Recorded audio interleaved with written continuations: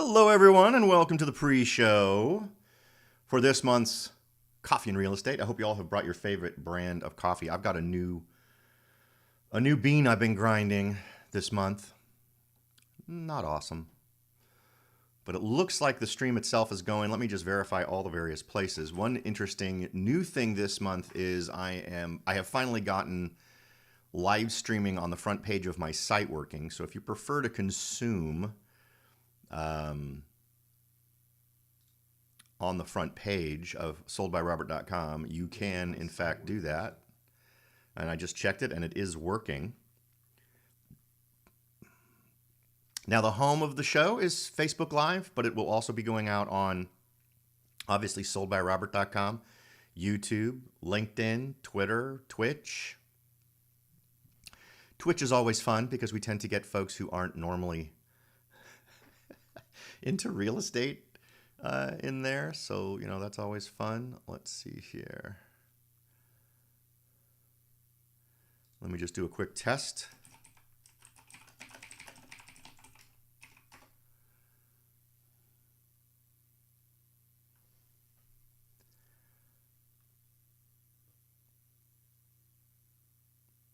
Just did a quick welcome to the stream and I'm not seeing it. So we'll have to see. So according to this, it's only going to show up on Twitch and YouTube for that. So for those of you on Facebook, let's see.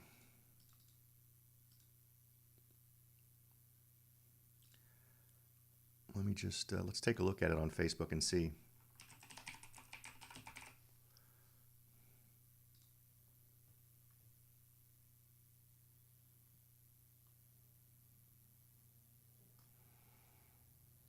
Oh, I haven't gone live on Facebook yet. That would explain it. So let's go ahead and go live.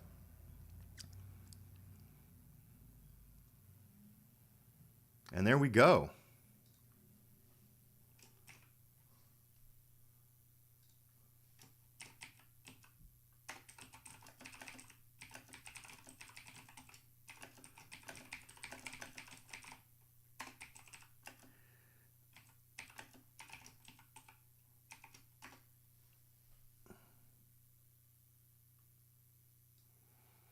So that seems to be working.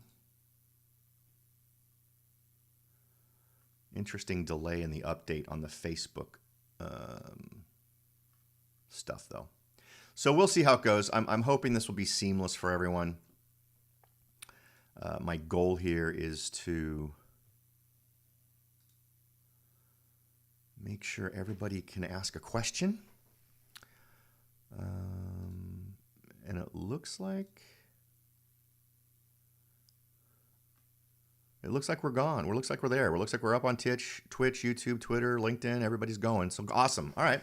We've got about 10 minutes till we're going to get started. Feel free to ask any questions before the show even really officially gets going. I am perfectly cool with that. We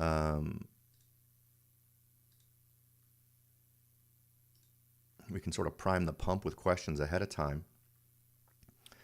Yep, there it is right there on YouTube or on Facebook. So we are good. Everything's working. It's so nice when everything just works.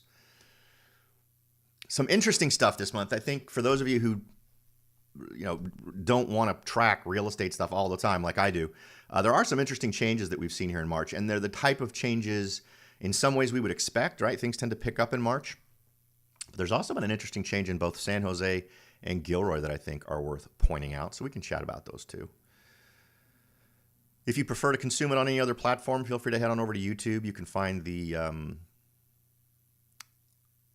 show there on my YouTube channel. And again, you can find all of these at my website at soldbyrobert.com. You can find links to YouTube, LinkedIn, Twitter. I think the only thing I don't have a link to on my website is Twitch.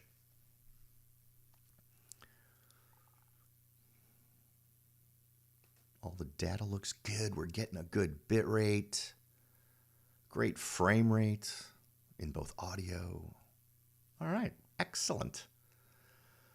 And I'd love to get some feedback from you all this time around. So if you're listening to this after, right? If you're listening to this as a replay on YouTube or Facebook,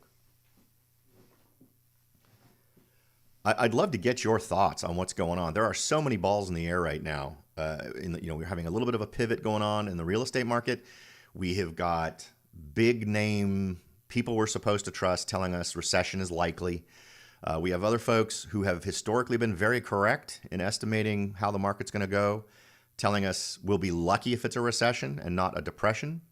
So, but then you also have to look where the vested interest in is, right? There are some folks that will push a certain storyline simply because that benefits their business the most. So that's always something to keep in mind when what someone's biases might be.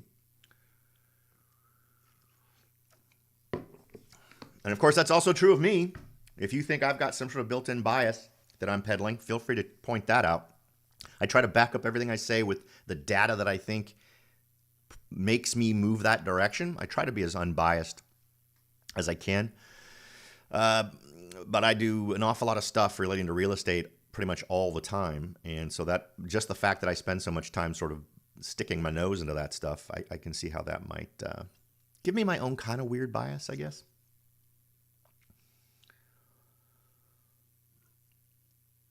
In other news, what was that place yesterday? For those of you in the like the Santa Clara area, I think is where it is. Let me actually give you the address. So I was out and about yesterday doing some things, and I came across a business called Marvel Cake. Marvel Cake is amazing. It is a bakery. And I tell you, so I got a couple of things, but I got their almond croissant. But they're in Campbell. I'm a big fan of Campbell. I like Campbell. You know, anytime you go to Campbell, just there's good stuff going on. Downtown Campbell is great. I used to go to the comic book store in Campbell all the time when I was a kid. Some great food right there downtown. But this place is called Marvel Cakes. It's not in downtown. It's off sort of south of downtown. But I thought, I'm going to go ahead. I'm going to get myself a Starbucks. I'm going to go ahead. And instead of buying the Starbucks whatever, right, whether you get a scone or a croissant or whatever, I thought, you know what?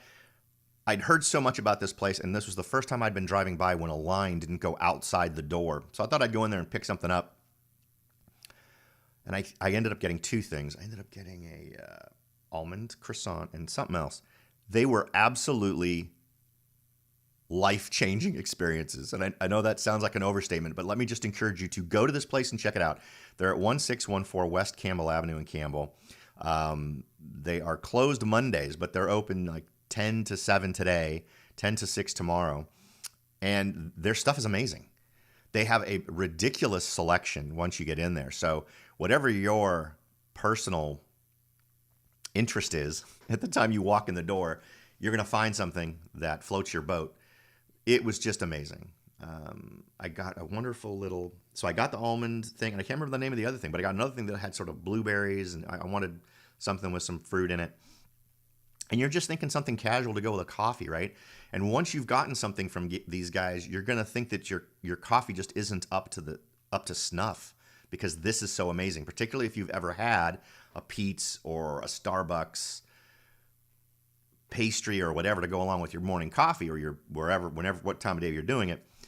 This will blow it out of the water for you. And they do coffee, but I got the Starbucks first, so I didn't have them make a coffee for me. But with how amazing their baked goods are, next time I will have to try one of their coffees, because if it's even close, it is going to be worlds better than what you get at the big names. But we're about 5 minutes away from kicking things off. For those of you who are new, I can see I've got a couple of folks on a couple of different platforms already joined in. Thank you for taking time out of your Saturday morning to spend it with me. Feel free to ask any questions early if you'd like to kick off this 15-minute pre-show. I call it the pre-show, but it's really the is everything working time.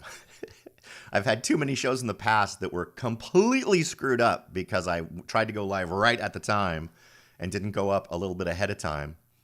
But right now I'm just singing the praises of Marvel Cakes. This is something I did yesterday. And I don't even know where to go with it. What are some of the things I had? I'm just trying to go by photos here. Just the photos will probably drive you nuts when you go up to their website. But everything looks like, oh, their strawberry tart looks freaking amazing. So I had a galette, I had a spinach croissant, and I didn't all of them at the same time. And then I had an almond croissant.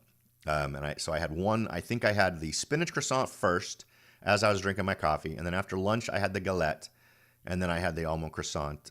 I think I ate a little bit of the almond croissant with the coffee because it was so amazing. And then I finished it in the afternoon. But just browse their site. It's marvelcake.com. Just go and scroll through. It is amazing stuff. And I have to think, I have a buddy of mine who fancies himself a macaroon maker, and his stuff is amazing. But I got to figure these guys must make a stupendous macaroon. So we'll see. Maybe next time. But again, it was one of those deals where the line was short, and every time I've driven by, there was always a line. And I thought, well, this is my chance, right? I don't have to wait 30 minutes in the line to get something. And the fact that a place like this, so I mean, I've been there at many different times. I'm frequently in Campbell Friday mornings, but I'm just for different real estate things. I'm frequently driving through that area, and every time there's a line out the door. So that many people can't be wrong, right? Although that's not. In my experience, an awful lot of people can be awfully wrong, so I'm not so sure I buy that one.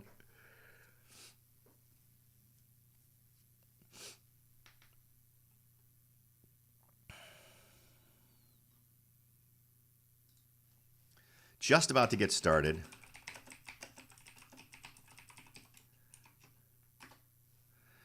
And I'm confused as to why when I post a comment in one area, oh, there it is, it did update. Okay, good, awesome.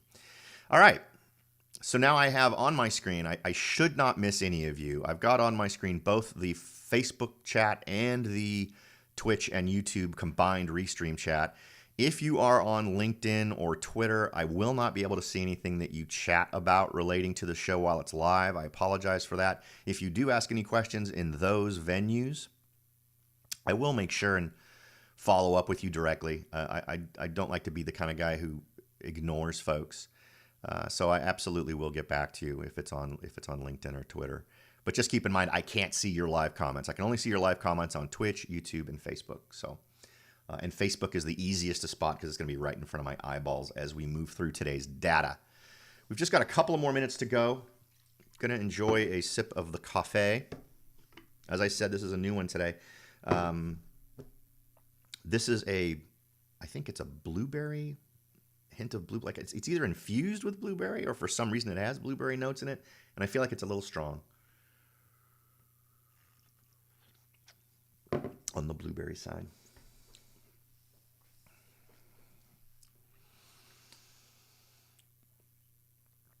Now, make sure to bring along any questions. If you're in Gilroy, if you're in San Jose, if you're in Morgan Hill, or anywhere in southern Santa Clara County, I'm happy to help you out.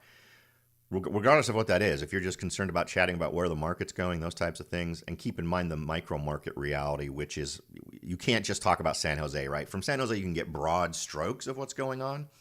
But within San Jose, there are so many submarkets. Same thing is true of both Morgan Hill and Gilroy.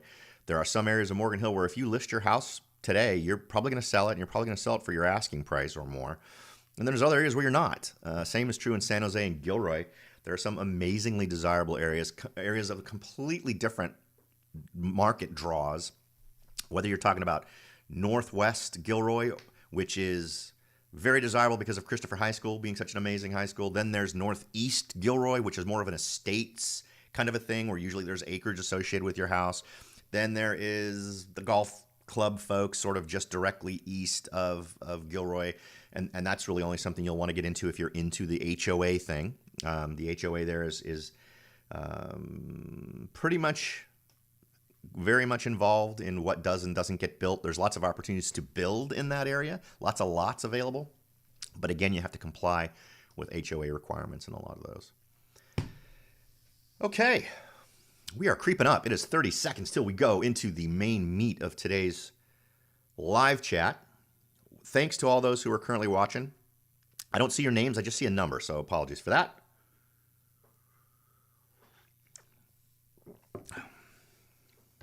It's always funny when the first comments or questions come from Twitch because they always never have anything to do with real estate. But So frequently I will ignore those. But all right, let's go ahead and jump in. It is officially 10 a.m. Welcome to Saturday, April 15th, the third Saturday of the month, which is, of course, the Saturday in which we dive into a coffee and real estate live chat. My name is Robert Whitelaw. I'm a licensed real estate broker in the state of California, serving southern Silicon Valley, and really almost all of Silicon Valley. There are so many different submarkets. It's, even within the cities that we're talking about here. But what we like to do once a month is get together and have a chat about what happened with last month's numbers, do a little comparison, looking over our shoulders, looking back to just the months behind us and where the trends are leading us, but also do a year-over-year comparison. And we do that with a sort of 10,000-foot view where we also see what's happening with San Jose, Morgan Hill, and Gilroy. And these are relevant because they also give us a little bit of insights, obviously, into smaller areas, but also clue us into differences between what's happening in the county overall versus some of these smaller cities. Let's see here. Let's go ahead and jump in. Again, feel free to ask any questions. I do have the chat up for both Facebook, Twitch, and YouTube, so I can see your comments live, and I will be happy to answer any questions. If you have a question about your local market, if you have a question about a market you're interested in, maybe it's not even a local market. Maybe you're thinking, I have some money I'd like to invest in real estate. I feel like this is the right time to do it. We can chat about other markets outside of our local area if that interests you. And I'll use whatever resources I've got available here to try to help you answer those questions live so that the answer doesn't just benefit you, but it benefits everyone else who might be watching. All right, let us go ahead and see about, we're going to have to fix that, aren't we? I could have sworn I did that before we got going. All right, so now the first thing we're going to check is the total homes on the market.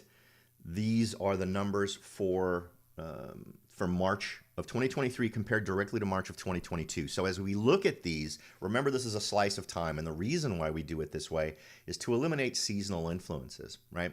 March is a perfect example of seasonal influences. March is very different from February. You always expect a big boost in a variety of things in March, simply because that's when we're sort of at least in our local market, we're starting to come more out of winter. People are starting to prepare to get their homes listed if they're going to list them. They'll normally list them March, April to prepare for that May, June, July timeframe because remember, an escrow takes 30 to 45 days to close. So they want to get their home sold in a way that doesn't impact the kids in school if there are any, and also takes advantage of the better weather because who wants to move in the rain, right? So let's go ahead and take a look. What's very interesting is the county versus some of our local communities because the numbers are bizarre. First of all, compared to the same time last year, Santa Clara County had 1,059 homes on the market in March of last year. Now, remember what March is. March also is interesting because it's a funky month because last year in March is when interest rates started to go up. So we started to see the first impacts of the market we're currently dealing with now, where buyer activity was lowered, all those kinds of things. So this month is doubly interesting because A, it's usually a month when things start to pick up and sellers start to want to sell and buyers start getting more active in the marketplace, but also because uniquely, this is a month that was very much impacted last year by interest rates. Now, that was not just an instant thing. A switch didn't get flipped in March because we had folks with locked-in rates on some purchases. So we'll start to see the influences of these interest rates happening last year in March. And then it's March, April, May, over the course of about 3 months is when you really start to see the market reacting to those changes as buyers pull back a little bit from the marketplace. So anyway, only a 1% difference between inventory last year and this year, which is an interesting thing as much because of the small amount of change, but also because of the dramatic difference in the other communities that we're looking at, right? So if we take a look at San Jose, which is a community that typically mirrors the county in general, that inventory number's down. Instead of being up, it's down, which is the first time in a long time we've seen San Jose's inventory actually go down on a year-over-year basis. 11%. So we had 527 homes on the market in March of last year and only 469 in March of 2023. So that's bizarre because it's a big change. And it's also bizarre because you would expect it to go up because March is a month when we tend to start to see that kind of activity increasing. Morgan Hill is up 69% from the same time last year. We had 35 homes on the market last year, 59 homes on the market this year. Gilroy saw 46 homes on the market last year in March, and March of this year we saw 56 homes for a 22% increase.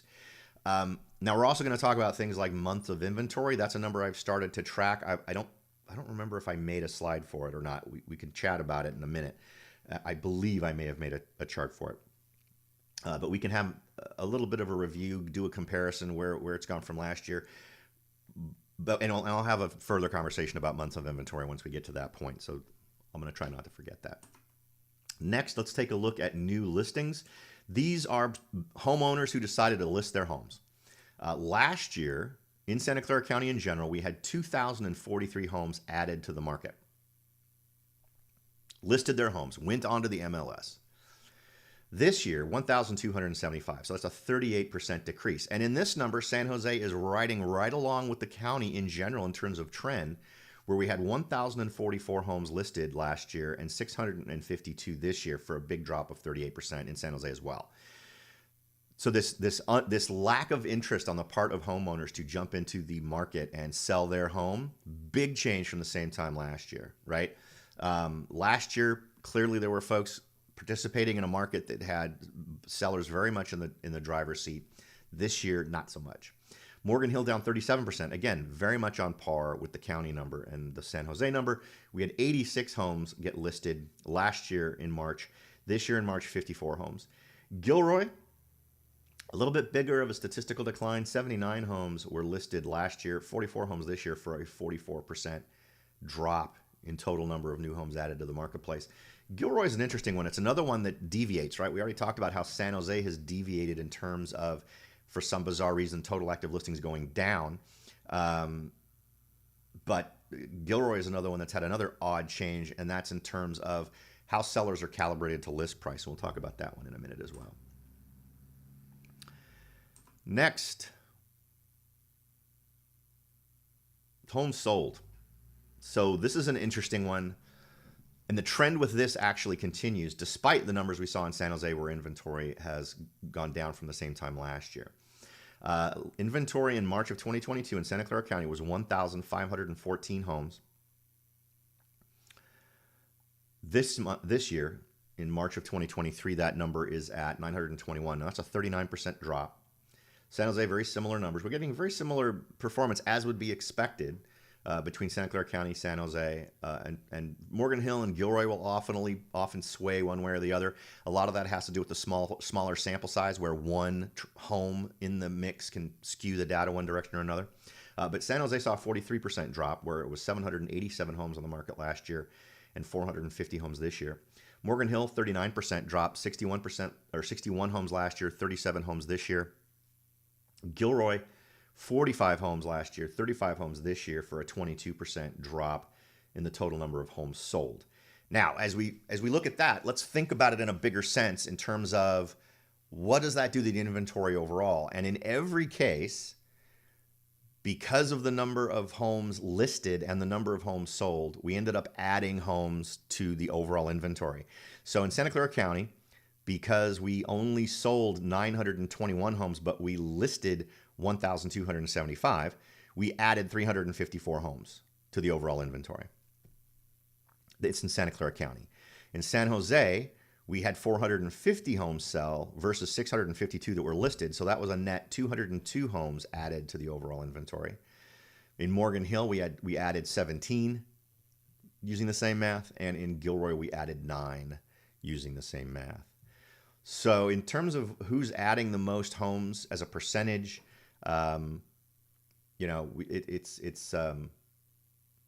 it's more Gilroy sort of winning that one, I guess. But Gilroy is a little bit more calibrated to things. I'm seeing a lot more buyer interest in Gilroy, and I think that's a migration where folks simply weren't able to purchase at the level they wanted in San Jose to get the house they wanted anymore because of interest rates. So instead of lowering their expectations on the home that they were going to get in, say, a San Jose or a Morgan Hill or somewhere else in the central part of Silicon Valley, they adjusted their price and location so that they could then get a home with similar features for a lesser price, for a lower price. And Gilroy tends to be more budget friendly for buyers. So that's one reason why I'm seeing people, I think, migrate to Gilroy versus some of these more northern communities or more central communities. All right, next, let's go ahead and take a look at months of inventory. I did make a slide for this. I thought I did, but... So, what are we seeing? And I want to have a little bit more of a discussion about what months of inventory actually equals, because as I've mentioned in some of my market analysis videos, if you don't, but you'd be interested in it, I do market analysis videos that are more specific, that really run into the nitty-gritty details of Santa Clara County, San Jose, Morgan Hill, and Gilroy every month. So feel free to check those out. You can find those at soldbyrobert.com or also on the YouTube channel, which is where they originate from. But one thing to keep in mind is if someone were to come along and all they saw were the months of inventory numbers, they would assume we were in a dramatic seller's market. And that's an important thing to kind of keep in mind, because the reality of that is if we got kicked, if somehow buyers were inspired to jump into the market, either through dramatically reduced interest rates or something else, we would instantly be in a seller's market simply because of the low inventory. A balanced market across the country, if you go and Google this, what inventory numbers equal a balanced market? They say 5 to 7 months of inventory. Now here in Santa Clara County, that's a little bit less of a case. It's more 4.5 to 5.5 or 6 months is what I consider to be a balanced market. But no matter which one of those two things you subscribe to, if you think I'm nuts or you think the general accepted national number is nuts, this is crazy. Below 2 months, and I'm being generous with just saying below 2 months, really just about a month and a half, is so clearly supposed to be a seller's market that it's ridiculous. And if you look at last year in Santa Clara County, we had 0.7 months, so not even a full month, with a 72% increase to 1.2 months is the total months of inventory that we have on hand. In San Jose, we went again from 0.7 to 1 month, 43% increase. In Morgan Hill, we went from a 0.6 month of inventory to 1.6, which is a 167% increase. And in Gilroy, we went from a 1 month inventory to a 1.6 months of inventory, which is a 60% increase. So in terms of just looking at this number, we have ridiculously low inventory when you calculate how many, and then the way this is calculated is if you take the total number of homes in inventory right now and froze it, and then divided it by the total number of homes sold, the number you get is the months of inventory. How long would the current inventory last if it froze as it is, given current monthly sales numbers? How long would that inventory last? And in this case, 1 to 1.5 months is really what we're seeing. And that's nuts, and not what you would expect. If we were in this super buyer's market, you would expect this number to be 5 months, 6 months, 7 months if you take what the national uppermost balanced market limit is, and we don't see that. So it's interesting how on the knife's edge we are in terms of just one very small thing could potentially shift our market from being a seller's market or being a buyer's market right now to being a seller's market. All right. Let's go ahead and take a look at homes pending. Now, by pending or contingent, these are homes that accepted an offer in the month of March. And this gives us an idea. It's a way to sort of peek into the future because you can expect anything that was, and it's also a way to detect when more homes are falling out of escrow, meaning that the contract doesn't go through, right? It doesn't go to the end. The home doesn't actually end up selling. These are accepted offers. These are not closed deals. These are not homes sold. So in the month of March of 2022, we saw 1,780 offers accepted by sellers. This month, 956. So that's a 46% drop from the same time last year. 916 in San Jose last year, 510 this year for a 44% drop from the same time last year. Morgan Hill, 79 offers accepted versus 30, which is a 62% drop. And 60 accepted offers last year in Gilroy versus 27 this year, which is a 55% drop. So these, and we're going to take a look at these numbers, looking back, not just slice of times year over year, so you'll get to see what the trend is. But these these are definitely future indicators. I keep an eye on these, and then when the next month comes around, I like to see where we've been. And this is something we get into a little bit more deeply in the community-specific market analysis videos that I do up on YouTube. Next, average original sales price. Now, what's original sales price? I feel like I explain this one all the time, but I assume not everybody's watching every single one of my videos. Original sales price is a way for us to sort of get a peek into the mindset of sellers at the time they listed their home. This is what the home was listed at the time it was put into the multiple listing service. So the very first number was this number, and that's calibrating us to what sellers' expectations were. What were sellers assuming their home was going to sell for? What was their aspiration? What did their mind tell them was the right price? And in this case, we have an 8.2% increase in Santa Clara County. Now, I want you to keep that number in mind. From the same time last year, sellers were expecting to get 8.2% more in March of 2023 than they were getting in March of 2022. And that number comes out to $1,869,165 versus last year's $1,727,000 and $1,727,714. In San Jose, that number was up 5.3%.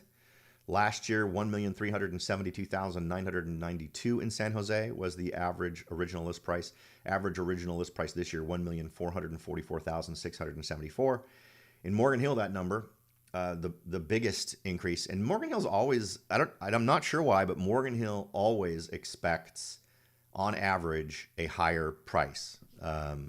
We'll see why that's not really holding up as we move on to the next slide. But last year, that number was $1,514,453. This year, it's $1,650,590. 9% increase, as I mentioned. Gilroy, again, showing a market that is far more in touch with the realities. And another reason why I think so many buyers are being drawn to Gilroy in terms of ratio, right? I usually have a pretty good mix of buyers that are actively looking. And when I talk about an active buyer, I'm talking about someone I have a relationship with who is getting market updates based on location, price, beds and baths. They have a search running and they are actively checking it out, meaning my super active buyers are folks who are being alerted every day or live as soon as something goes listed, they are looking at it or they are getting the notation that it's available and then following up by actually looking at it or interacting with me about it. Those are active buyers. And in terms of those folks, because I have hundreds of other buyers that are folks who maybe are only getting that update once a week or maybe I have a couple that are getting it once a month. So not folks who are ready to jump into the market right now, but who want to sort of keep their finger on the pulse of what's happening in some local markets. But in terms of the folks who are super active, I'm seeing a much bigger uptick. And in fact, I just got a person this morning, just before this show started, who is looking to buy in Gilroy. And that's becoming more and more common. But on average, I'm seeing a big uptick in the people looking in Gilroy. And I think it's this number that does it. They're seeing these kinds of things where the average price in Gilroy is far more attractive than the average price in Morgan Hill or San Jose. Now, last year in Gilroy, the average price, $1,209,754. This year, the average list price, original list price that sellers were calibrated to, remember, these aren't sales prices, these are what sellers expect, was $1,153,989, again, for a 4.6% drop. Now, let's talk about homes sold numbers. If we look at these, we're going to see an interesting change in trend, right? Or delta. Every one of these numbers is negative. Now, let's remember what sellers were calibrated to when they listed their home, because there's a huge difference between what sellers on average are listing their homes for versus what they're getting. And this is a big deal. It's a big deal because they're not going to get their home sold fast. And in this market, the faster you sell your home, the better, because the longer you wait, the less you're going to get. So let's go ahead and just start at the top. Santa Clara County, average sales price. And this isn't necessarily a reflection of your home is not worth as much, but it is an indication of where the activity is happening. So if you're someone who's priced above this, unless you are the best in that price band, and it gets far more important the more above average you get, if you're not the best in that price band, you're not going to sell. So If you're priced above this, it's going to be simply much more difficult to get your home sold. You're going to need to have much more dynamic marketing. You're going to need to be able to very much draw the attention away from all the other homes you're competing with in your same price bracket. But let's just cover this first. So average sales price last year in Santa Clara County was $1,871,409. In Santa Clara County in March of 2023, that number dropped to $1,727,087 for a net 7.7% drop. So if we see a 7.7% drop in actual average sales price for Santa Clara County, but in terms of original list price, we saw an 8.2% increase, and there's over $100,000 difference between these two.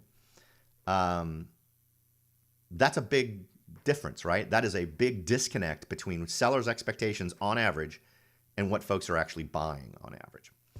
In San Jose, $1,516,474 in March of 2022. In March of 2023, $1,377,701 for a 9.2% drop from the same time last year. Morgan Hill. Now look at this.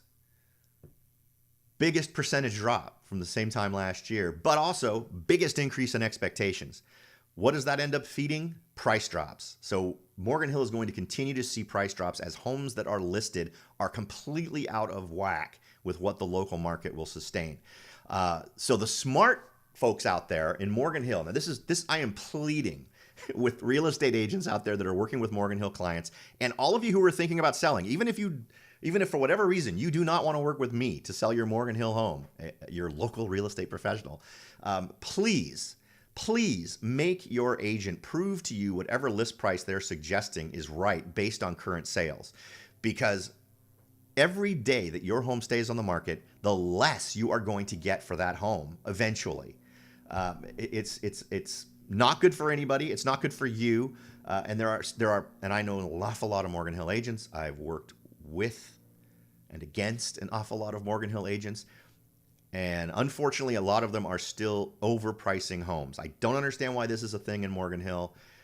Or maybe it's sellers who are simply insisting on listing at a higher price point. But I sure hope those agents are getting talked to, those owners are getting talked to by their agents explaining, I believe you're overpricing this home. I'll be happy to market it at this price, but I'm letting you know that I think we need to have an aggressive schedule to reevaluate your list price. Morgan Hill is the most out of whack community that we've got in terms of what expectations are, what market's actually delivering, et cetera. So anyway, $1,457,065 in Morgan Hill was last year's number. This year's number is $1,310,297. That's a 10.2% drop from the same time last year. Expectations in Morgan Hill, what buyers are buying, is down 10.2% when considering sales price. In terms of Gilroy, again, lowest number, right? And the reason is because, this is obviously sales price compared to the same time last year. But $1,256,959 last year, $1,188,931 this year, 5.4% drop. I think it's because Gilroy has, for a longer period of time, including all the way up to last year, avoided crazy bloats in their asking prices. And maybe it was simply a scenario where if things had gone on a lot longer in terms of the extended crazy market prices last year, Gilroy would be in the same boat as Morgan Hill, but they're not. So far more calibrated, far more of an affordable option. And I think there's an awful lot of buyers out there. Like for instance, I live in Morgan Hill. Way back when I moved to Morgan Hill in 2003, 2004, Morgan Hill wasn't even on my radar. I was living near the beach in the Santa Cruz area in Los Altos, and really the only thing that inspired us to start shopping for a new home was the fact our family was about to bloat in size. Within a few months of discovering or buying our new home, we discovered we were pregnant with twins. So suddenly we were going to go from a three-person home with our first son to a five-person family, and it was just it really wasn't going to do it. We needed a little bit more room. Loved that house though, man. Being able to walk down to the beach every day was amazing. But friends of my wife at the time suggested, you really need to look at Morgan Hill. And for me, Morgan Hill was always a place you stopped to get gas when you went on your way somewhere else, somewhere more important. So Morgan Hill was really never a thing for me. And I realize that's sacrilege to say as a super fan of Morgan Hill now. And I'm sure there's lots of folks who are annoyed that that's what I thought about Morgan Hill, but that was the deal. I had spent my life living in San Jose and Mountain View and, going to school at San Jose State and Lynbrook High School. And so, Morgan Hill was never a thing. But we were looking all over. We were looking in San Jose. We were looking we were looking all over. Hadn't considered Morgan Hill, but decided to take a look at Morgan Hill. And what we saw was amazing in terms of just awesome family stuff. Yeah, okay. I don't need to get into the pitch. If you want to hear more about why Morgan Hill's awesome, we can have a chat. But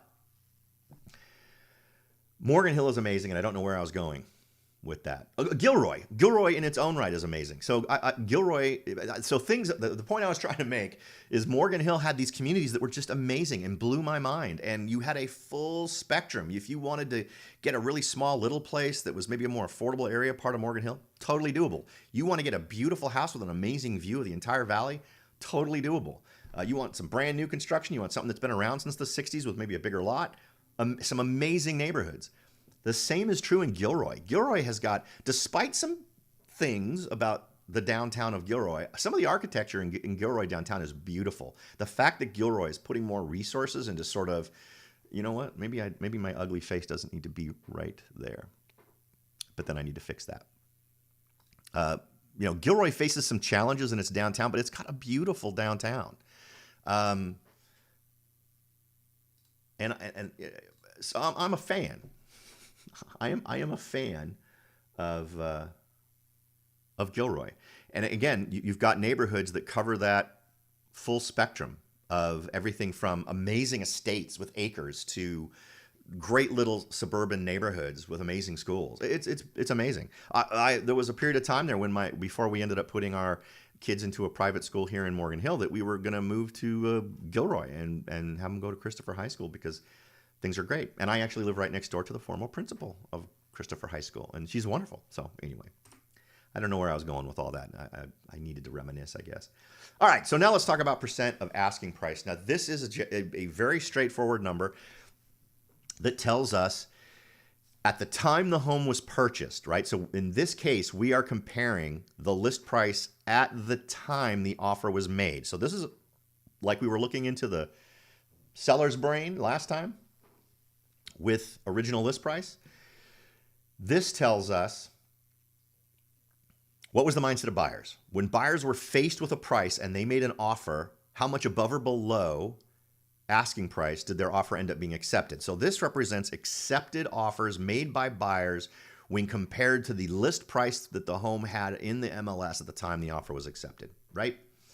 So let's take a look at where we are. And there's also another interesting trend, which is a change this month from past months. And again, this is a expected change. It's a little bit more across the board than I expected. And San Jose San Jose and Santa Clara County in general kind of went a little bit above and beyond what I expected. But so last year, 15.3% on average. Homes sold for 15.3% above asking price. So 115.3%. So 100% just represents the list price and then above or below that, right? This year, down 13% overall, but it was 102.3%. So sellers were still getting over their asking price. They were getting over the asking price at 2.3%.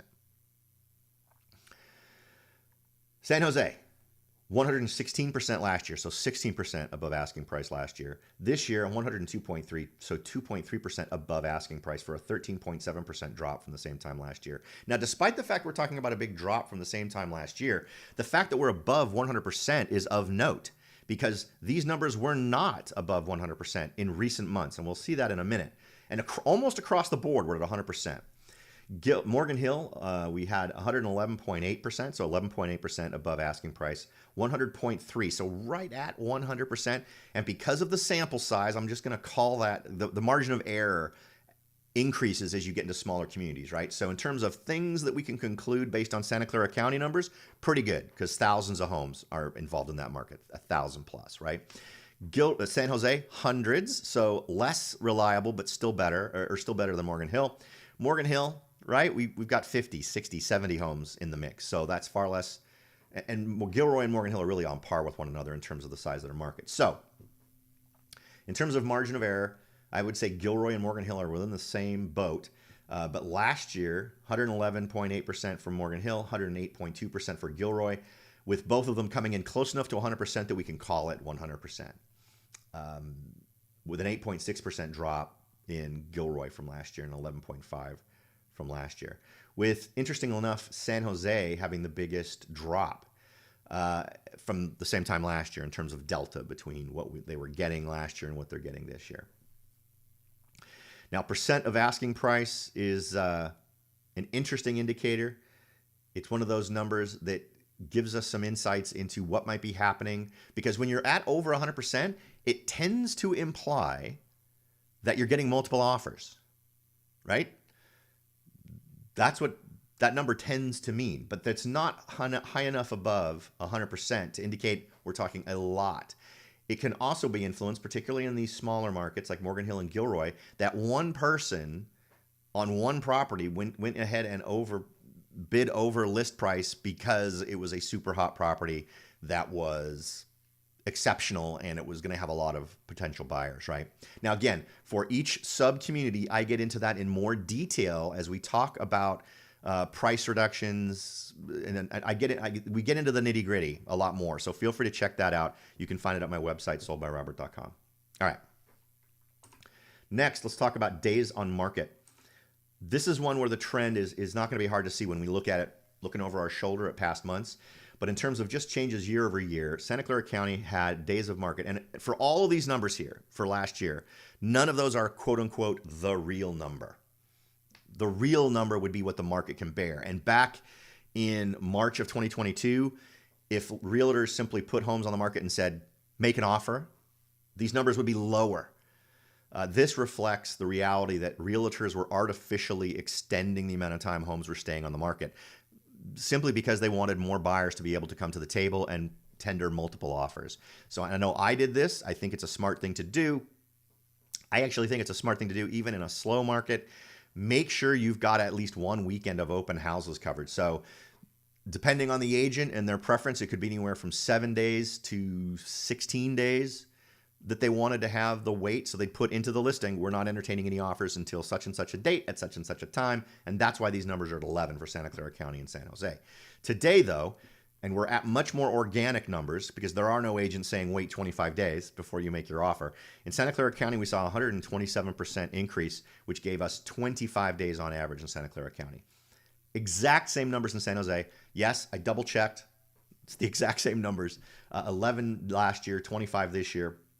Again, for 127% increase, which really shouldn't surprise you. I mean, San Jose makes up, I believe when we were looking at the numbers in terms of inventory, San Jose makes up almost half, right? The current inventory in Santa Clara County is 1,070, and in San Jose it's 469. So it's not quite half, but it's almost half of the inventory of the county. In Morgan Hill, we saw 14 days last year, 33 days this year for 136% increase. And check out Gilroy. 8 days last year, 34 days this year for a 325% increase in the days it's taking to get a home sold. So multiple things happening here. One, Gilroy is clearly the most calibrated, but still not calibrated enough to get sold in less than 34 days on average. So it indicates there might be a little bit more room in this market for prices to come down to get more people there. But also this interesting thing I've been noticing about more buyers looking in Gilroy is relatively recent. It's been over the last 2.5 months, 2 months. So that may affect the Gilroy market and boost sales there a little bit. And remember, my experience is anecdotal. We're talking about dozens of people in my experience, whereas, real data would come from far more data points. But just from my personal experience on the ground, people I'm actually talking to, people who I'm getting sent to me either by any of the variety of systems that help lead clients to me, or by my own direct stuff on my website or anywhere else, I'm definitely seeing an uptick in the number of folks interested in Gilroy. Okay. Next on the hit parade, let us talk about overall Santa Clara County, and we're going to look at these graphs here. And the first is total active listings, and this is looking at them going back. And we can see, and we're going to be able to see these one on top of the other, and this is a great way to see how these pieces of data relate to one another. You can see that in terms of total active listings, June, July of last year, we really peaked in total inventory. Makes total sense. Look back, we can see that December of 2021, we saw the lowest amount of inventory. And we saw the same thing last year, but obviously not as dramatic, right? Because it was still a hot market. Still, the inventory was high, but it was low compared to the months before and after it. Big trough in 2021, 2022, and then things sort of ramp up and continue to ramp up right until you hit the June, July time frame, because we saw March sales start to drop off, right? From March on, we didn't see overall inventory getting picked away by sales because those interest rates were up. Now let's go ahead and superimpose another number here. This is the total new listings.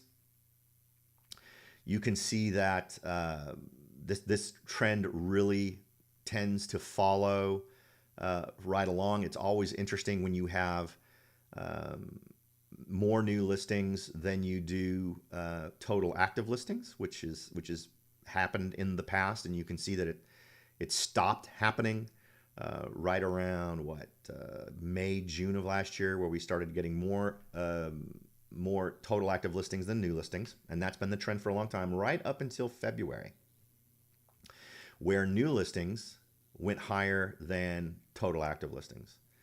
So that's an interesting one to keep track of as well. Next, let's go ahead and put homes sold over that. You can see in our most recent month, we've got a really nice uptick in sales. And if we look at sales from the same time last year, February to March, we see a more dramatic jump, but still a jump. In fact, between February and March, between January and February, we saw an increase, and then we saw an even greater increase, or in terms of rate, between February and March. In looking at this, we also have an interesting relationship between total number of homes sold and new listings. New listings obviously way outpaces homes sold. It'll be interesting to see when those two kind of jump over each other, like they did in December, when we had more homes sold than we did new listings, but inventory was still so high that it really didn't pull it down enough. Next, let's look at pending sales. And pending sales is, again, a leading indicator. And check out what happened between February and March. A increase, but a slowdown in the increase. And if we look between February and March of last year, that's not what happened. There was a pretty dramatic increase between February and March in terms of new listings. So if we're trying to look into the crystal ball, and this is one of our crystal ball moments, we should intend to see not as many homes on the market next month, right? Because not as many homes sold next month, because the number of homes pending dropped, and some number of those will not close. Not a huge number, but financing is still a problem, so we will find that some escrows will not close. But the fact that we can see between February and March, for every year that we're looking back at, whether it's 2022, 2021, dramatic jumps between February and March in terms of pending listings. And look how depressed that number is. Can you see my, yeah, you can. All right. So just look at how depressed that is versus this. This is February to March of last year. Look at the dramatic jump there. And it keeps on pace with new listings. Doesn't keep on pace with new listings here. Far bigger slope on new listings. And if we look at February, March here, look at that big jump that is even bigger than new listings in terms of actual slope. But this paints a picture of far fewer homes sold next month than we would normally expect. A big drop off from the same time last year. And again, remember, this will be the first time we're starting to see year-over-year numbers that reflect the new reality of the lending world that we've been stuck in for a while now. All right, next, let's take a look at Santa Clara County list versus sales price. The green line is average list price, the original list price. The dark green line is what homes actually sold for. And we can see that on average, list price dropped. When we get those really crazy peaks, that is often the result of a misentered listing amount. I really should go back and correct for that. I should remove those from the calculation. Meaning that when the listing agent entered it into the MLS, they added a 0 or a 9 or whatever. So instead of being a $1 million home, it was a $10 million home. And then they changed it. So the original list price was some crazy number, right? This particular month, that is the case in terms of what happened in February. So, and I should have, again, adjusted the number. But it really is much more, there was a increase between January and February, but really relatively flat between February and March. So we saw a increase in average sales price, but relatively flat performance in average original list price between February and March, despite what the raw data tells us. Next, let's go ahead and take a look. In fact, we can even look at that if you like. If we've got some extra time, where are we doing on time? We've got 20 minutes left to an hour, but we can go over an hour if folks want to see that. Percent of asking price for Santa Clara County. The trend here is not hard to spot. You can see where things really kind of peaked in April of 2021, declined a little bit, and then in September, which happens every year as soon as we start, in terms of at what point things started to make a turn. August and September, we were kind of at a low, and then in October, things started to take a peak, and not normal for the season. As we went into the winter months, things sort of peaked. You don't normally expect things to peak like that in winter months because usually activity drops a little bit. But we ended up peaking in March of last year. So the highest month of percent of asking price was March of last year. So 1 year ago from this month at 115.3%. And the trend since then has been very regular. We bottomed out there and sort of were hovering right around 100%, a little below, a little above in some cases, to the point where now we're actually a little bit above. But take a look at that, right? A record-setting March of 2022 at a 15.3% above asking price with, and that's what happens in March. If you look at the March in 2021, March and April, those tend to be the big months in terms of activity, homes being listed, those types of things. Very much depressed from the same time last year. And March was really the last month where we saw full low interest rates affecting the market for homes that sold. Because remember, homes that sold in March of 2022 actually had a accepted contract in February or maybe even January. It just depended on how long escrow was. So this is relating to homes that closed escrow. So this is really based on data that's a month old. And this is based on data that's a month to a month and a half old.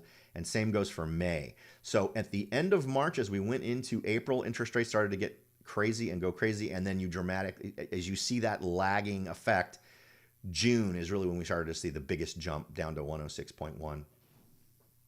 But today we are seeing an uptick. And again, the thing is going to be, I was expecting 100% or maybe 101% in terms of percent of list price given the new realities we face this year. So overperformed my expectations in terms of the county overall. We'll see how that goes. It wouldn't surprise me if, with depressed pending numbers this month, reflecting depressed homes sold next month, but continuing to see, because remember, where's my numbers? Well, okay.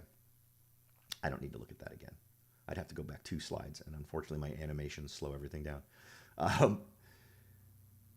That gives us a market where the inventory is likely to continue to go up, and so the odds of homes going for over asking price diminish.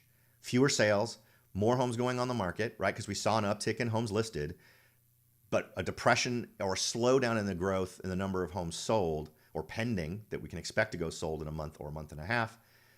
That equals more inventory, which I think also feeds a less likely situation where homes are going for over asking price. But we'll see how that goes. I could be wrong, but the numbers seem to back that up. All right. Santa Clara County days on market. Interesting drop between February and March. And we already kind of covered this, but in terms of the trend, in terms of normal times of year, in terms of seasonal influences, this is very much expected. You typically expect a peak in days on market in the winter, and we saw that this year. We saw that last year. Not a dramatic peak, but compared to the months before and after, definitely a peak. And then in 2021, we saw January was we saw days of on market going down from January. The December before that was also higher, so it was a decrease in days in market from there. All right. And normally next we would talk about percent of homes with reduced prices. That data is not available yet. So we can simply look at what was last month's numbers. Last month in Santa Clara County, we had 19.2. So in January, we had 19.2% of homes had a price reduction. In San Jose, 20.3. In February, had a price reduction. In Morgan Hill, 31.8. And in Gilroy, 26.7. Don't have the numbers yet for those, but I do publish those on Instagram. So as soon as those come out, I will be happy to share those with you. If you aren't following me on Instagram, feel free. I tend to only share really relevant stuff. I'm not sharing what I had for lunch, that type of thing. Or you could subscribe to the YouTube channel or to just go to Sold by Robert and consume the stuff there. But I do videos where we take a deeper dive into this for each one of these areas: Santa Clara County, San Jose, Morgan Hill, and Gilroy, where we're going to talk a little bit more about what did sell. And we get into some pretty nitty gritty, right down to what's happening with specific properties and how the sale went of specific homes. So feel free to follow me there if you would like to get more info. Now, next, we also typically hit some news items. This is an opportunity for us to chat a little bit about local things here in the South Valley, but also talk about some national trends and see how we kind of contrast with those. This is also a great time for folks to ask questions. If you've got any questions, feel free to post them. Again, I can see Twitch, YouTube, and Facebook, so feel free to ask any questions you might have there. Happy to try to address them here. But let's go ahead and jump in. We'll talk a little bit about, let's see. We'll talk a little bit about some national data. And this comes to us from Realtor.com, weekly housing trends view data week ending April 8th. The data for this week isn't out yet from them, but some interesting stuff. And I always like to at least hit their key findings. The median listing price grew by 3.2% over last year. They use median, I use average. I tend to think average is a little bit of a better number to focus on. New listings, a measure of seller putting homes up for sale, were again down this week by 32%. If we are considering locally what new listings were, we had a 38% drop in new listings. Nationally, that number was 32%. So we are worse than the national average in terms of new listings. In terms of active inventory growth, for sale homes up 44% versus a year ago. In terms of new active listings, the county was only up 1%, but Morgan Hill was up 67%, San Jose was down 11%, and Gilroy was up 22%. So we definitely vary locally from the national averages on those numbers. And then homes spent 19 extra days on market compared to the same time last year. When we looked at days on market, we're not as bad. We didn't spend on average an additional 19 days, unless you're talking about Gilroy, where we spent 34 days versus 8. And then Morgan Hill was 14 versus 33, but we weren't quite 19 days on the rest of it. Let's see here. New listings, time on market. Yeah. I don't do it by days difference. I do it by percent change. So, but anyway, that's that one. The other thing is for you local folks or anyone who enjoys sort of what goes on in the South Valley. The Mushroom Festival got canceled for the May weekend. It's just as a heads up. I wanted to share this with everyone. A press release from the Morgan Hill Mushroom Mardi Gras Executive Director Sunday Minich says the May 27th, 28th event was canceled because the security company hired by the festival had terminated its contract with the Mardi Gras organization. The 42nd annual local festival is scheduled to take place, but the nonprofit Mardi Gras organization that produces the Mushroom Festival still plans to host an entertaining summer fundraising event. The Morgan Hill Mushroom Music Benefit event is a concert featuring Shane Dwight and Joe Sherino Band, scheduled for 4:30 to 10 p.m.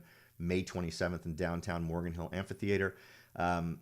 go ahead and check this stuff out. Morgan Hill is a community that has an awful lot of things going on a regular basis.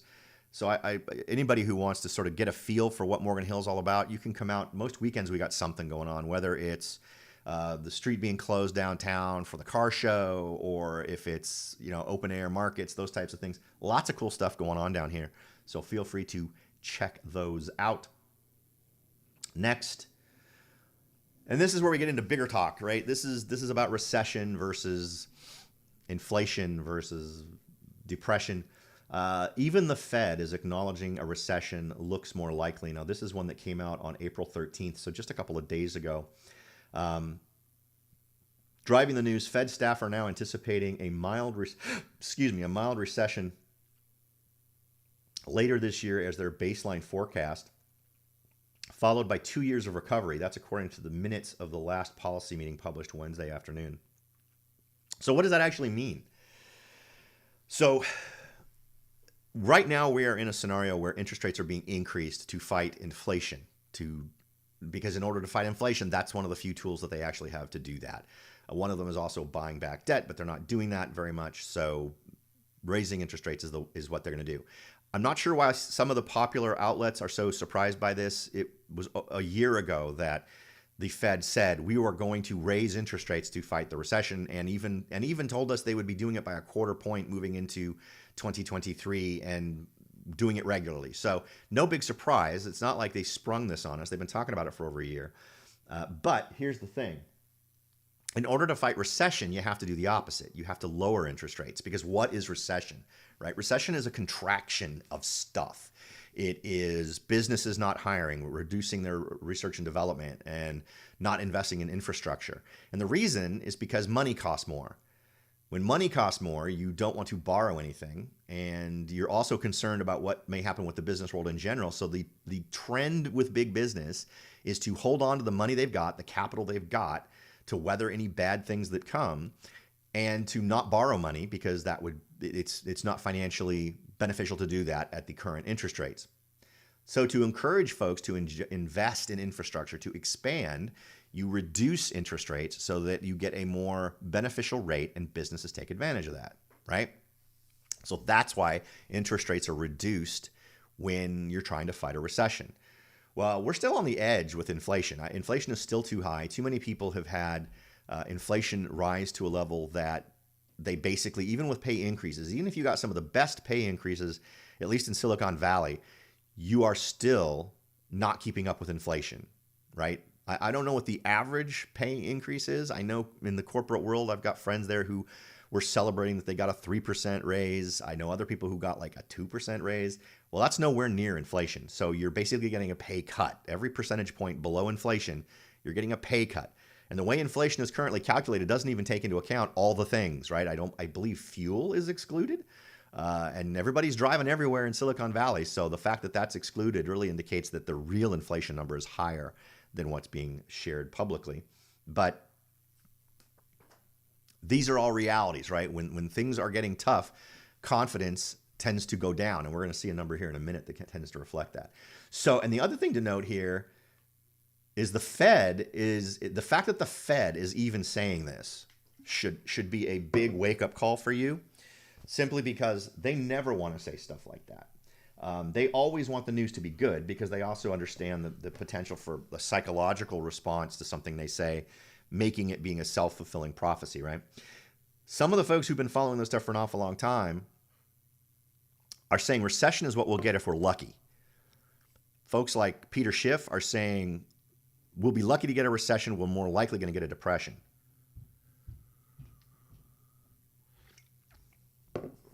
And clearly that is not what everybody wants.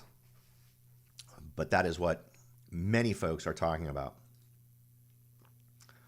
Other key indicators pointing to recession despite strong jobs report. Technology are experiencing high-profile layoffs. Inflation is stubbornly high after a year of interest rate hikes. Absolutely true here locally, right? This is obviously a national article, but the local layoffs are absolutely a thing. I have clients who I've worked with, friends, associates, whether they work for Apple or Google or Facebook or Intel or wherever. These are all things that are absolutely playing a part in our local economy as to whether or not we're facing a recession. Usually longer term inverted yield curve. One reason Cohen believes a recession is coming in the latter half of 2023 or early 2024 is the inverted yield curve. And I know that's one of those phrases that tends to make people's eyes glaze over, but it's interesting to note. We talked about this. This has happened before. We've talked about it on my podcast. Again, if you'd like to check out the podcast, that's a weekly thing that comes out anywhere between Monday and Wednesday, depending on how times work out. But covering some of the most recent local stuff. It's on YouTube as a video, but it's also a podcast if you want to enjoy it just as you're driving into work. Usually longer-term treasuries have higher yields, right? And that makes sense. I want to hold on to your money longer, so I'm going to give you a higher return than shorter ones, but now it's reversed. Shorter-term treasuries are getting higher yields. The 10-year yield minus the 3-month is around 1.5 percentage points. If it was more negative in the early 1980s, it was more negative in the early 1980s during the Fed Chairman Paul Volcker's successful battle to bring down high inflation at the cost of deep recession. Inflation stayed relatively tame until last year. Since March 2022, the Fed has raised interest rates 9 times, trying to get it under control. Quote, the yield curve spread turned negative at the end of last year. We had not been saying a recession until then, says Cohen. Then we started talking about recession when people were saying the opposite, no landing. That said, we don't think the recession is going too deep. We just believe we are going to have a fairly mild recession. One of the favorite leading indicators is temporary help. Companies hire temps when they are uncertain about the economy. They also tend to be the first ones laid off. That is absolutely true. In the high-tech world, contractors tend to be the first choice, right? In terms of hiring, you tend to pull your permanent employees out of contractors that you're already working with. And if they don't work out, you let them go. That is a very common local thing that I hear about a lot. Tech layoffs, banks, hospitality sector, wages. One factor possibly moderating wages in recent months is a drop in job openings. They're still high compared to historical levels, but they dipped under 10 million in February after peaking above 12 million a year ago. Another bit of good news is the increase in the labor force participation rate of folks 25 to 54. It was 83.4% in March, up nearly a full percentage point since December, and now slightly higher than February. Jobless claims in the most recent week, the jobless claims were 228,000, which was more than the 200,000 forecast, but this is still a low number, says Cohen. During the Great Recession, there were weeks with more than 600,000 initial claims. So that's really all the stuff I kind of called out in that one. So the bottom line is, I think it's smart for folks to be considering strategies to deal with recession at the very least, and even more a potential depression scenario. 2 economic indicators are sounding recession alarms on Wall Street. The Treasury yield curve is inverted. The M2 money supply declined in December, January, and February. Despite weathering several recessions, the S&P 500 index still produced a total return of 9.9% annual return. That summary was really all it's sort of echoing what we've already talked about. One other thing to throw out there is there is a push internationally to try to unseat the U.S. dollar as the internationally used currency. It's a cooperation, I think, between India, China. It's called BRICS or something. So I think the C is China, the S is South Africa, I think. But they want to talk about creating a currency that is backed by something of actual value, not just the faith and credit of a country, right? So for those of you who don't know, the United States dollar is not based on anything real. It's based on the full faith and credit of the United States government. It's not based on silver or gold. We've been off the gold standards in 1972. This organization is talking about creating a currency that all of them would use for international trade that is based on real things, real rare things like gold and silver or platinum or whatever else. But here's the problem. The reason why the U.S. dollar is used is because the United States is really the most stable government and the most trustworthy government in terms of transparency relating to these things. You can't trust China. If China says we have X amount of gold stored away to back this currency, that will mean nothing to people internationally. India faces its own challenges. India is I've been to India several times. India is a challenge. India has a lot of corruption issues it needs to deal with. But South Africa, I don't know. I mean, my understanding is South Africa is a little bit more in the right way of things, but I'm not even sure South Africa is in this. But my point being is, my point being is that there's a move to dethrone the U.S. dollar, and that's been going on for a long time. A bunch of different people have tried to do it. The OPEC nations tried to do it, but nobody trusted them. But the only way that you could do it would be if you created currency that actually has what's valuable built into it, meaning you've got a coin, and in that coin is the amount of gold that it's worth. It's not, the gold isn't in some repository somewhere that is being held by a government that you don't have any faith in, right? Like, I would never trust that if someone gave me a silver certificate, right, which is what our dollars used to be, they were silver certificates before we went off of that kind of standard. I would try. I could go to the government and say, "Give me the silver this is worth," and they would do it. Right? Don't see that happening with China. Politically, financially, economically, I would never trust anything that comes out of China. So, and China being in this mix is going to want to drive the car, and that's one. If they agree to having the actual valuable stuff in the coinage that they're talking about, great. They're not going to, though, because it also introduces the problems of how do you transport it? How do you transfer it? You turn paper dollars into things that have a weight. I just don't see it going that way. So they'd have to have some third party. They'd have to have a quote-unquote escrow that's run by all of the participating nations where the money is held, where the gold and silver is held, and able to be audited by all participating nations. And I just don't see China doing that. So something to keep in mind, because the reason why I pointed out, if that were to happen, we would be in deep, deep trouble. And if you want to talk about recessions and depressions, that's a thing. So I'm keeping my eye on that one. I have my doubts about it actually maturing into a real thing.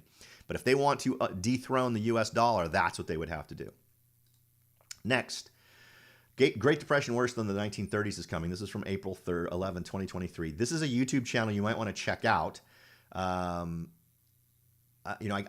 can't play it here because since I'm on YouTube, my guess is that things would be bad. There would likely be copyright strikes or whatever. But I watched this video. That's Peter Schiff, and this is a conversation about what he thinks is going to happen. So I would strongly suggest checking that out. You can either go to Talk Markets and look at this, but preparing for the Depression is what he is really sort of pushing there. The rest of this is really just random data. This is my new data tool that I'm using to do research when I come across interesting things. And this one is price reduction by county. You can see that active listings, 6.3, the peak up 3.37 in terms of active listings, price reductions. That's the net. I'm interested to see if that ends up dovetailing with the data that I get directly from my local MLS. But you can see there are definitely areas that have had 12.23 peak to trough. Active listings down 1.135. March down 12.23. March showing a 3.37 increase in average price, whereas so in other words, average price reductions in the month of March for Santa Clara County, they say, was actually price increases. So on average, prices were increased, whereas February it was a 0.62, and before that it was 6.65 in January, 3.25 in December. So interesting numbers there. I think that's kind of interesting to point out. Anyway, good data here. It's getting better all the time. If you'd like to have a chat about that, feel free to reach out to me. This is consumer confidence or consumer sentiment. This is one I like to share. Look at where we are. We're right over here. Very, very low, going all the way back to 1984. We are the second or third lowest in this number, going back to 1984. If we go all the way back to 1979, 1980, 1979. Look at that. Look at how low we are. 6.43, one of the lowest. That's not really the big one. So this is buying conditions for houses. And this is what people think. Lowest since 2013, but actually I saw this on a YouTube video where someone presented this data. But this goes back to 1964, and we are at the lowest in terms of public perceptions of buying conditions for houses. We are at the lowest ever recorded, and these numbers have been kept since 1964. Let's see. I tried. Did I get any more? Okay, and this is the part where I wanted to leave you with, which is really, how do you prepare? What are some things you should be thinking if you want to be prepared for a recession? So number one, focus on budgeting and building an emergency fund. Absolutely true. You should have enough cash on hand or resources to survive 3 to 6 months without going into debt, right? Where you suddenly don't have any more money. Prioritize paying off high interest debt. Absolutely. If you've got a crazy car loan, or if you've got a crazy loan, or you have tons of credit card debt, remember, credit card interest rates are between 18 and 26%, depending on what interest rate or whatever card you've got. So that stuff needs to get paid off first. You might want to consolidate that. If you've got credit card debt, you can frequently consolidate it for something under 7%.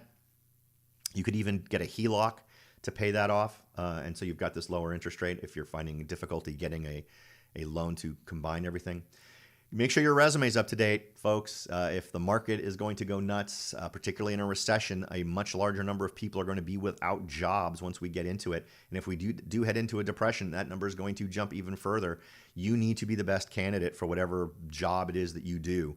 So make sure you've touched up your resume and you're ready to go. And in today's world, it's never been easier to get the word out that you're looking for a job. And I always suggest to folks, do this before things get bad.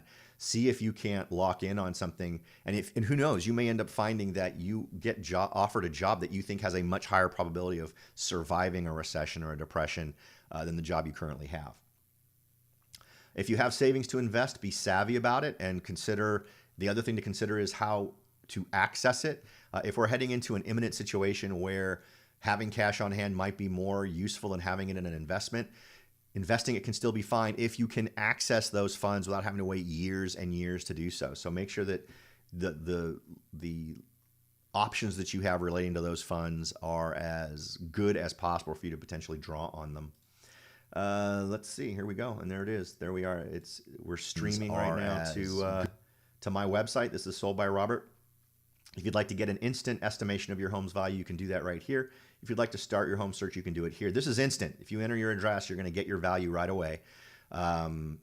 If you prefer a more in-depth market analysis, so it's more exact, because this is never going to be right on the money. It may be a very good broad ballpark with a big margin of error, and particularly in a market like now that's changing so frequently. But you can absolutely get one that's hand-created using specific data, where we go through and actually look at what your home would actually go for in today's market. And finally, let's talk about mortgage rates.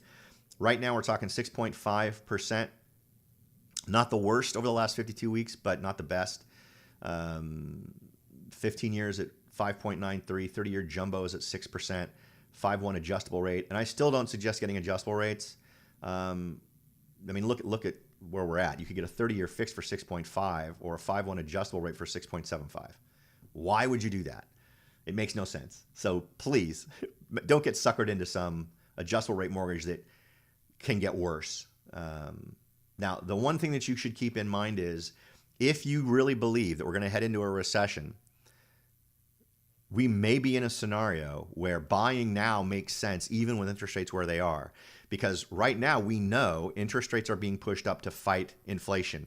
Once a recession is actually happening, they're going to reduce those interest rates. That's what they do. So you may get, in a shorter term, stuck with paying a higher mortgage payment, but if you refinance it in a year or 2 years, once they're fighting now a recession and dropping interest rates, you will find yourself in a position where you're going to be able to refinance for a lower rate, because they're going to drop those interest rates to fight the recession that they're facing more strongly than the inflation amounts. So, all right. That is it, folks. Unfortunately, no questions from those who are watching. It looks like we had a few people in here hang out for the whole show. Thank you very much for investing your time with me this Saturday morning. I hope that you have a fantastic weekend. We're just kicking it off. I have some real estate stuff to do this afternoon, so I'm looking forward to meeting some new clients in Gilroy. Surprise, surprise.